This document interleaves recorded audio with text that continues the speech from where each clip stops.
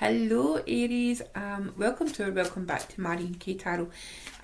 This is going to be a wee mid-month check-in for you to see what's going on. I had some extra time in my schedule this week, so I thought let's do a wee cheeky 3-card draw for each of the signs. Okay, so let's see what's in store for you.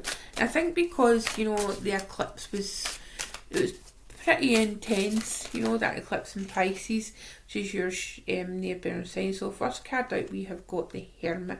We are using the Tarot of the Abyss by Tournian for this reading. So we'll get the Hermit.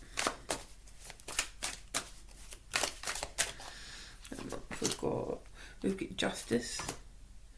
And we've got the Seven of Cups, Aries. Okay.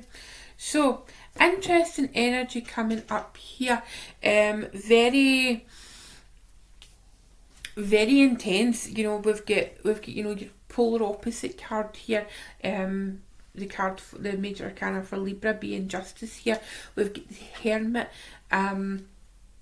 which is quite unlike you to be in kind of hermit mode, but it strikes me as during this eclipse period you have been like, and it feels like because the North Node is currently in Aries, it's come to the end of it, and that's why we're going into this new eclipse season with in the signs of Pisces and Virgo. So whatever has been going on, whatever's been getting brought up for you over the last couple of years, Aries, with these eclipses happening in your sign and your opposite sign, Libra, it makes sense that you need some time. You need some time to try and get something in my sun. You need some time to process, and you need some time on your own to process these things that have come up. They could be good things, this eclipse season, this eclipse period where it's been in your sign, it's an opportunity to really dig deep. But in doing so, you now have to go and spend some time alone. Just to take stock and say, right, what's next? And what's next, Aries, is leaning into your shadow. Now, when the major arcana that represents an opposite sign to the sign that I'm reading, and in this general sense, in this general reading environment, like what we're doing here, for me, what it feels like is it talks quite often of our shadow work. So, has this eclipse period, the last couple of years, has it brought things up? What's it brought up? What do you feel like you've now got a good handle on? You've now got balance on? It just feels like in order for you to recognise just how far you have come, Aries, in the last couple of years, you need that time to be alone. You need to be alone, basically.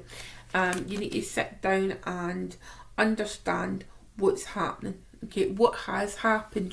What experiences, what life adventures have you been through in the last couple of years that's now suddenly making you think, wow, that was a wild ride? Because when eclipses are in your sign, those is your sign. Like when eclipses happen in the sign of a person, it intensifies it.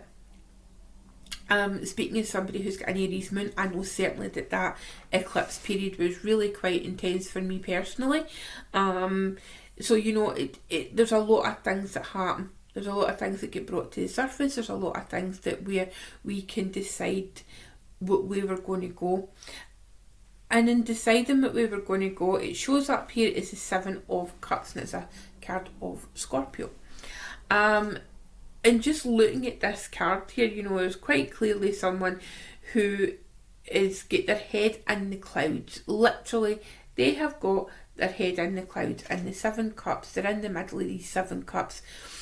Now, what this makes me feel like, Aries, is you've come to the end of this cycle, and you've got choices to make. And it's really weird, right, because it's like that dance song, feel like the noughties is coming into my head, like was it Castles in the Sky, because there's literally like a castle like in these clouds. So that's a song that's coming into me there, and it's quite nice to be reminded of that song. But you know, that line, oh tell me why do we build castles in the sky? And I think there has been an opportunity where for you, Aries, you feel like it's all make believe, you know, things aren't necessarily happening in real time, you know, they're not really happening in reality. And because it's happening inside your head, or your head's in the clouds, you kind of feel like, well, this is never going to happen. But what I would suggest to you, Aries, is for the rest of September, write these things down and see where you can make them real. See where you can turn things into a reality, because we never know. Just try, you know, put your best foot forward, Aries, and try out what. Just look at the potential. You know, take these 7 cups as 7 opportunities.